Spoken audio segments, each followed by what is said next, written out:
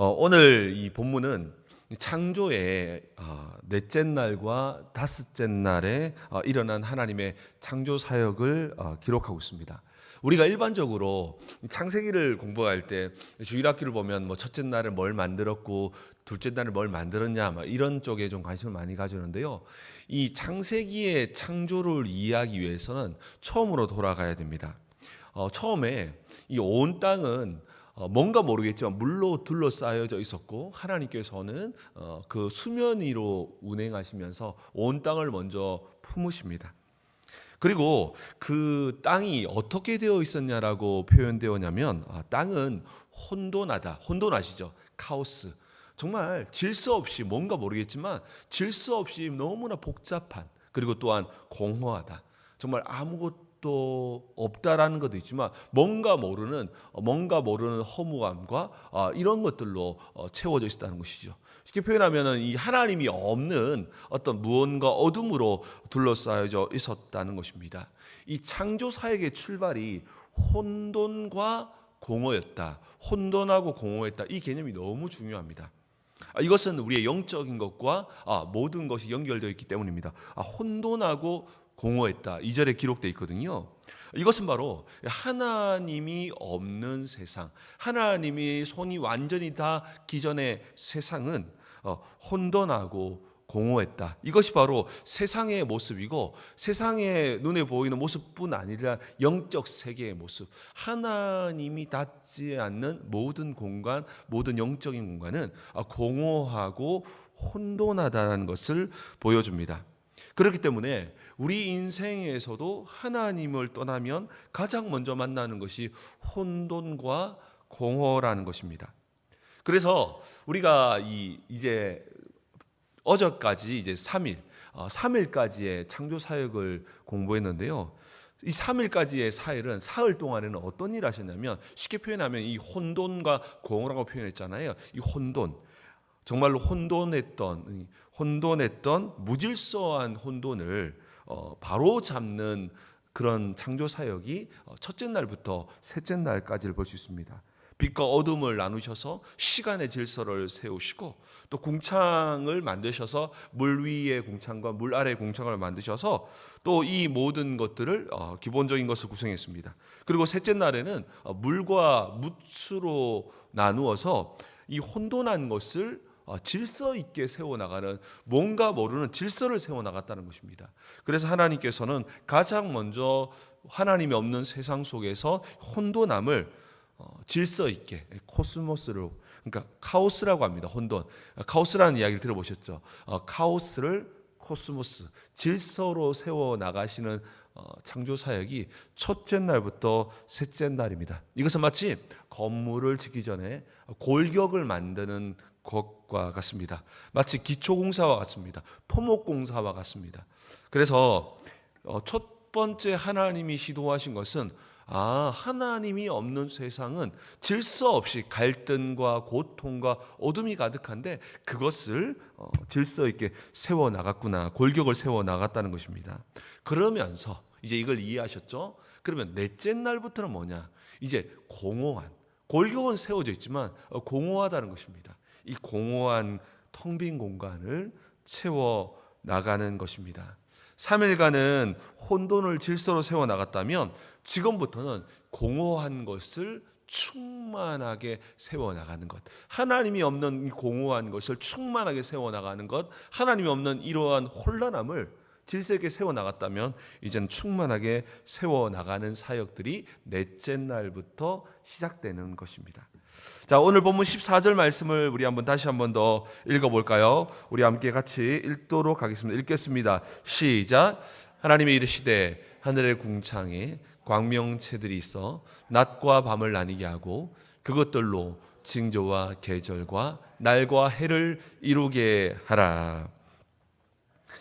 여러분, 말씀처럼 하나님께서 하늘의 궁창에는 하늘의 큰 공간을 여시고 그 공간을 해와 달과 별로 채웠다라고 말합니다.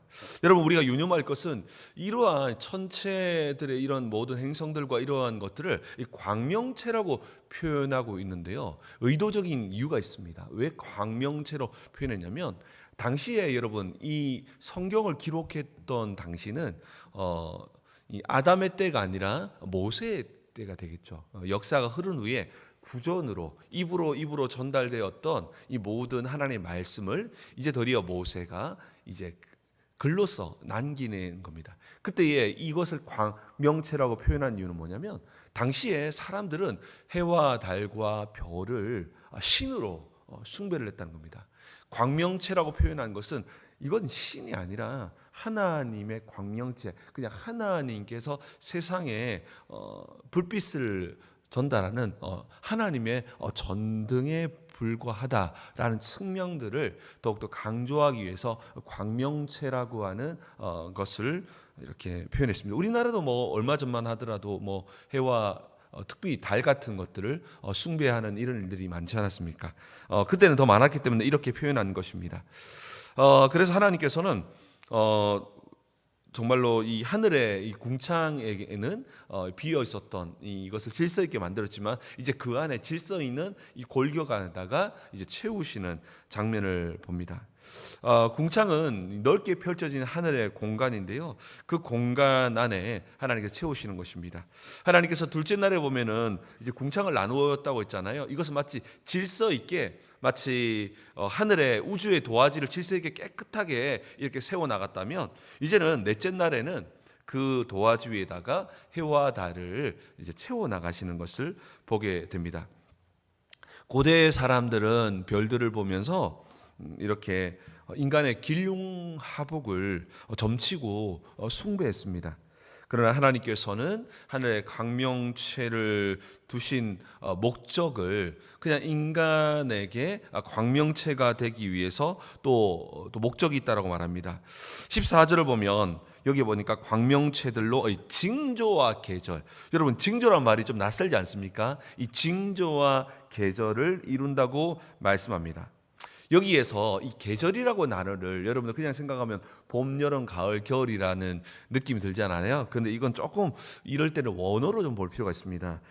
이 계절로 번역된 히브리어는 모에드라고 하는 단어인데, 이게 아주 중요한 단어입니다. 모에드. 계절은 뭔가 이렇게 바뀌는 뭔가 시기가 되었다라는 것을 알려주잖아요. 이 모에드라고 하는 단어는 뭔가 정한 때가 되었다, 뭔가 기간이 되었다, 이런 의미인데요. 이것은 어떤 기간을 말하냐면 이게 중요합니다. 이 모에드라고 하는 단어는 하나님을 만나기로 한 예배의 절기를 말하는 것입니다. 아주 중요한 개념이 있습니다. 여러분, 당시에 이스라엘 백성들도 일곱 번째 해가 질 때 안식일이 시작됐구나. 안식일은 이제 저녁부터 시작되거든요. 일곱 번째 해가 지면 이때부터 안식일이 시작되었구나 생각을 했습니다. 그리고 달이 뭔가 초반에 연초에 충만하게 둥글게 차오르면 6월절이 시작되었구나라고 지켰습니다. 자, 여러분, 우리가 일반적으로 달려가면 이제 농사를 짓거나 바다 일을 할 때 많이 씁니다. 저도 이제 시골에서 보기와 다르게 도시에서 큰 것처럼 보이지만 시골에서 컸거든요. 시골에서 클 때 항상 보면 이 음력으로 이렇게 무슨 뭐 경칩이다 뭐 여러 하면서 이렇게 농사 짓는 이런 날들을 많이 중심으로 세워 나가고, 또 바다 일을 하시는 분들은 뭐 조금이다 하면서 달들이 차면은 썰물과 민물 이 기간이 달라지거든요. 이런 개념으로 날들을 많이 사용했습니다. 하지만 이 창조 기사에는 아주 중요한 영적인 원리를 말하는데요. 하나님께서 이 세상의 모든 날들을 만드실 때는 모든 날의 중심은 하나님을 만나는 예배에 맞춰져서 이 모든 천체들의 징조, 이 날짜와 시계를 보여주셨다는 것입니다. 모든 날에 하나님이 세상을 창조하는 아침과 저녁, 그리고 또한 날과 해, 달, 이 모든 것들은 주의 날을 중심으로 되어져서 이제 주님 만날 날이 다가왔구나, 이제 주님을 만날 때구나, 예배할 때구나 라는 것들을 알려주었다는 것입니다. 우리가 일반적으로 계절이나 이런 날짜를 생각하면 농사를 생각하잖아요. 하나님이 세상을 만드실 때의 이 모든 날들과 모든 것들은 바로 주의 날을 중심으로 창조되었다. 그래서 우리가 주일이잖아요. 주일은 사실은 원래 정확하게 말하면 원래 하나님이 창조한 날을 회복한 겁니다. 그리고 그러면 6일 동안 뭐냐? 모든 날들이 주님의 날이고 주님을 중심으로 살아간 날들이고 또 주님을 가까이 만날 날들을 기억하기 위해서 이 계절과 징조는 그 시기들을 볼 수 있도록 하셨다는 것을 말합니다. 우리는 주일 하루만 회복할 것이 아니라 원래 창조하실 때에 이 땅의 모든 날들이 하나님을 중심으로 살아가도록 이 창조의 계절, 예배의 계절을 창조했다라는 것입니다. 그런데 우리가 이것을 잃어버리니까 이 모든 날들을 뭘로 갔습니까? 농사와 바닷일이라든가 이런 일로 중심으로 가게 됐고, 지금은 어떻게 갑니까? 이제 그동안의 인간의 기념일들을 기억하면서 쉬기도 하고 이렇게 흘러가지만 모든 날들을 창조할 때는 주의 날, 하나님을 만나는 날들, 하나님을 생각하는 날들, 주님을 더 가까이 바라보는 날들, 이런 날들로 세상을 창조했다라는 그것을 보여주는 뉘앙스의 단어가 바로 계절이라고 하는 바로 히브리어 단어입니다. 그래서 우리가 정말 이것은 아주 중요한 것 같습니다. 그래서 이 징조라는 의미도 뭔가 이렇게 하늘에 하나님께서 뭔가 표식을 두었다, 때를 알 수 있도록 두었다라는 이 의미는 우리가 점을 치는 의미가 아니라 바로 하나님의 때가 되었다라는 것을 보여주고요. 여러분도 아시다시피 예수님이 태어날 때도 별들을 통해서 보세요. 예수님이 오실 때를 딱 보여주시잖아요. 하나님 앞에 나올 때가 되었다라고 하는 이 모든 것들은 결국 하나님의 때를 보여주기 위한 모든 날, 월, 그리고 일이었다라는 것입니다. 그런 측면에서 우리가 주일을 회복하는 것은 뭔가 새로운 것을 만든 것이 아니라 정말 우리가 잃어버렸던 날들을 회복하는 것임을 기억할 필요가 있습니다. 그래서 해와 달은 내 운명을 점치는 미신의 도구가 아니라 하나님께 나아가는 것을 알게 되는 그런 아주 중요한 타이밍을 보여주는 징조였음을 말씀하고 있습니다. 성경은 우주 만물이 결국 하나님의 예배하기 위해 존재하는 것이며, 하나님이 모든 날들의 중심, 모든 인생의 중심이 되기를 원했고, 그 중심에는 예배 중심의 인생이 되기를 원했고, 이것이 바로 창조 원리의 날이었고 연이었다는 것입니다. 이것을 이 오늘 본문에서 궁극적으로 이야기하고 있는 것입니다. 이러한 목적을 가지고 하나님께서 광명체를 통해서 하나님을 기억하고 하나님의 때를 기억하기를 원했다는 것입니다. 이것이 하나님께서 해와 달과 별을 두신 이유라고 말하고 있습니다. 사랑하는 성도 여러분, 하나님께서 우주의 시간을 정하실 때 계절과 징조를 통해서 날과 월과 년을 만드셨는데요. 이를 통해서 하나님을 찾고 더 가까이 나올 때를 기억하고 예배하기 위함이었다는 것입니다. 그러나 사람들은 이 거룩한 시간을 농사짓고 바닷일하고 생업의 용도로만 이 날들을 전락시켜 버렸다는 것이죠. 그러나 하나님께서는 모든 세상을 창조하셨던 가장 중요한 것 중에 하나가 이 모든 날들을 창조하시면서 하나님께 가까이 나올 때, 하나님 중심으로 살아가야 할 때 하나님을 중심으로 이 모든 날들을 창조했다는 것입니다. 우리에게 주어진 시간들은 하나님을 찾고 하나님을 예배하기 위해서 주어졌고 그런 모든 징조들을 주었다는 것입니다. 그렇기 때문에 우리는 창조를 회복해야 한다. 원래 창조했던 섭리를 회복한다는 것은 다시 우리의 인생의 중심이 하나님이 되는 것이고 그 시간의 중심 가운데에 예배가 들어가는 것입니다. 그럴 때에 우리는 창조의 축복이 우리의 삶에 회복될 줄 믿습니다. 우리의 생업에 쫓겨서 정말 하나님을 찬송하고 예배하는 것을 놓쳐서는 안 됩니다. 여러분, 이스라엘 백성들이 출애굽한 후에 만나를 주시죠. 그리고 엿새 동안 일용할 양식을 거두게 만들고 일곱째 날은 노동을 멈추고 예배할 것을 명령하시죠. 그런데 그들은 많은 사람들이 세상의 달력, 생업의 불안함에 쫓겨서 하루라도 더 벌어야 되겠다는 마음에 어떤 사람이 많습니까? 일곱째 날에도 그 만나를 구하러 갔던 사람들이 처음에 많이 있었죠. 들판에 나갔습니다. 결과는 어땠습니까? 저렇게 16장 27절에 일곱째 날에 백성 중 어떤 사람이 거두러 나갔더니 얻지 못하니라. 빈손으로 돌아왔다는 겁니다. 그러니까 아무것도 얻지 못하고 빈손으로 돌아왔습니다. 내 힘으로 내 타이밍으로 채워보려고 했던 사람들은 빈손으로 공허하게 돌아왔지만 하나님의 시간에 맞추어서 안식일을 지켰던 사람들은 정말로 엿새 동안 거두었던 그 만나가 썩지 않고 여전히 충만함으로 그 삶에 머물러 있었다는 것입니다.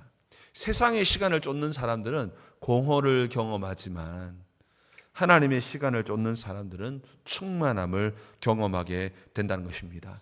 여러분, 오늘 이 말씀을 통해서 창조의 시간을 회복함을 통해서 인생의 공허함에서 충만함으로 채워지는 역사를 경험하게 되기를 주님의 이름으로 축복합니다.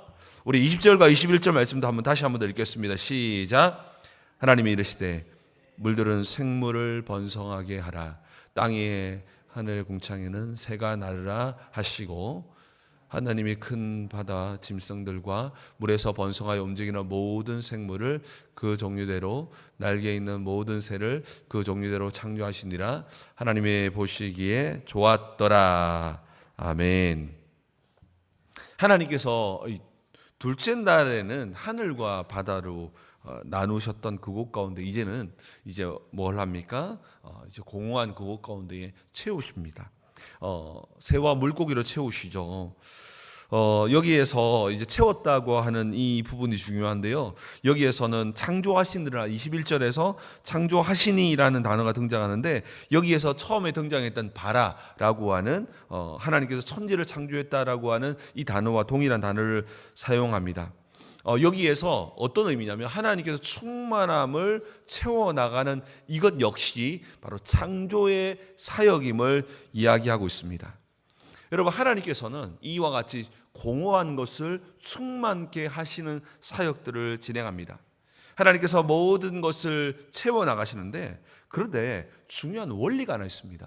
22절을 보니까 하나님께서 우리에게 새로운 복을 주십니다. 우리 22절 말씀을 다시 한 번 더 읽겠습니다. 시작. 하나님이 그들에게 복을 주시며 이르시되 생육하고 번성하여 여러 바닷물에 충만하라. 새들도 땅에 번성하라 하시니라. 자, 여러분, 이게 중요한 건 뭐냐면 하나님께서 이 공허한 것을 채워나가는 사역을 하신다고 했죠. 그런데 이 모든 창조 사역들을 직접 다 끝내지 않으시고 피조물들에게 생육하고 번성하여 여러 바닷가에 충만하라라고 이야기합니다.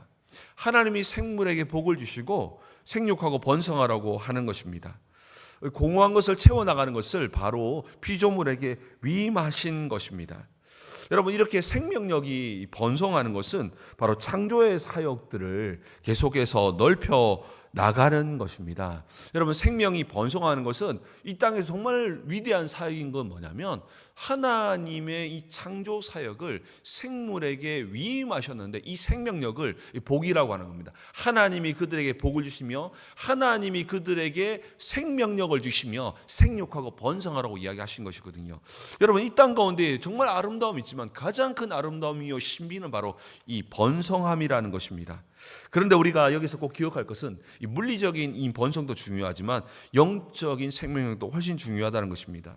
하나님은 내 안에 영적 생명력을 회복시킴을 통해서 이 생명력을 퍼뜨리는 것을 이 창조 사역으로 보시는 것입니다. 그래서 우리가 복음을 전하고 선교를 감당하는 것은 정말 하나님의 창조 사역에 동참하는 아주 신비한 것입니다. 이 일을 인간에게 위임하셨고 생물들에게 위임하신 이 창조 사역, 하나님의 이 사역, 생명력의 복을 생물들에게 또 우리에게 위임하셨다는 것입니다. 여러분, 초대교회를 보면 마가다락방에서 120명의 문도들이 정말 성령의 충만을 받아서 영적인 생명력을 얻습니다. 그때 어떻게 합니까? 창조적 복을 회복시키셔 주신 것이죠. 그때 그 생명력은 예루살렘의 작은 방에 머물지 아니하고 어떻게 합니까? 핍박 속에서도 유대와 사마리아 땅끝까지 이 복음의 생명력이 퍼뜨려지는 거거든요. 이렇게 영적인 생명력은 얻은 성도들 통해서 텅 비어 있던 공허했던 이방 땅에 복음으로 충만하게 되는 이 사역들은 바로 이 창조의 사역들이 계속적으로 되어지는 역사이고, 이 일을 위해서 복을 주셨다는 것입니다. 여러분, 이것은 너무너무 중요한 것입니다. 이것은 우리에게 위임된 바로 창조 사역입니다. 이를 위해서 하나님께서는 생물들에게 복을 주셔서 정말로 이 생명력이 온 땅으로 퍼져가는 이 창조 사역을 계속하게 하셨다는 것입니다. 이를 위해 하나님은 우리에게도 복을 주셨고 복을 주실 줄 믿습니다. 우리는 예수 그리스도 안에서 이 재창조의 사역, 복음을 전하고 또한 모든 사람들에게 생명을 전파하는 이 위대한 사역들, 이것은 하나님의 창조 사역, 바라였습니다. 천지를 창조하시는 이 바라의 사역들이 우리에게 위임되어져서 우리를 통해서 창조의 사역들을 완성하기를 원했다는 것입니다. 에스겔 47장 9절을 보니까 이렇게 말씀합니다. 이 강물이 흐르는 곳마다 번성하는 모든 생물이 살아나고 고기가 심히 많으리니 이 물이 흘러 들어가므로 바닷물이 되살아났고. 여러분이 에스겔 이 성전의 환상을 통해서 이 성전의 물이 흐르는 곳들마다 죽은 바다가 살아나고 결국 뭡니까? 충만해지거든요. 공허했던 것이 충만해진다고 하는 것인데요, 하나님의 생명력이 흘러가는 곳들마다 공허가 충만함으로 바뀌어진다는 것이죠.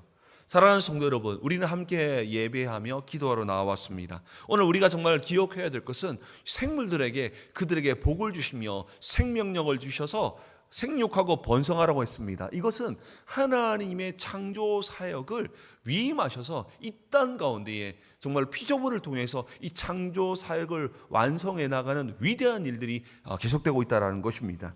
그러나 그리고 그것보다 더 중요한 것은 우리 안에 영적인 창조 사역, 그것은 무엇입니까? 우리를 통해서 공허했던 영혼 속에 복음으로 충만케 하는 것, 복음 없는 그 가문과 그 집안 가운데 복음으로 충만케 하는 것, 이 모든 것은 바로 하나님의 창조 사역에 함께하는 위대한 일이라는 것입니다. 이 위대한 일을 통해서 하나님은 그 일들을 하기를 원하시고, 이 위대한 일을 하기 위해서 우리에게 복을 주셔서 그 복 가지고 하나님의 역사를 완성하는 것입니다. 공허가 충만케 되는 역사가 시작된다는 것입니다. 여러분, 사랑하는 성도 여러분, 우리의 인생 가운데서도 공허가 충만케 되어지는 창조의 사역에 쓰임받는 우리 모두 되기를 주님의 이름으로 축복합니다. 우리 함께 기도했으면 좋겠습니다. 우리 정말 기도할 때 여러분, 우리가 이 땅 가운데 많은 것 있지만 이 창조 사역 가운데 쓰임 받는 것은 너무 중요합니다. 그것은 우리에게 복을 주셔서 이 생명력을 퍼뜨려 가는 것입니다. 생물적 퍼뜨림도 너무 중요하지만 그것 이전에 영적인 생명력을 퍼뜨려서 공허하고 비어있는 이곳을 충만케 하는 이 창조 사역에 우리를 부르셨다는 것입니다. 이것을 위해서 복을 주셨다는 것입니다. 하나님, 내 인생을 통해서 이 하나님의 창조 사역을 완성하고 참여하고 주님 신 복을 가지고 온 땅 가운데에 정말 하나님의 충만케 하시는 충만함이 나를 통해서 전해지게 도와달라고, 역사해달라고 우리 주여 한번 부르신 후에 기도하면 나갑니다. 기도하겠습니다. 주여.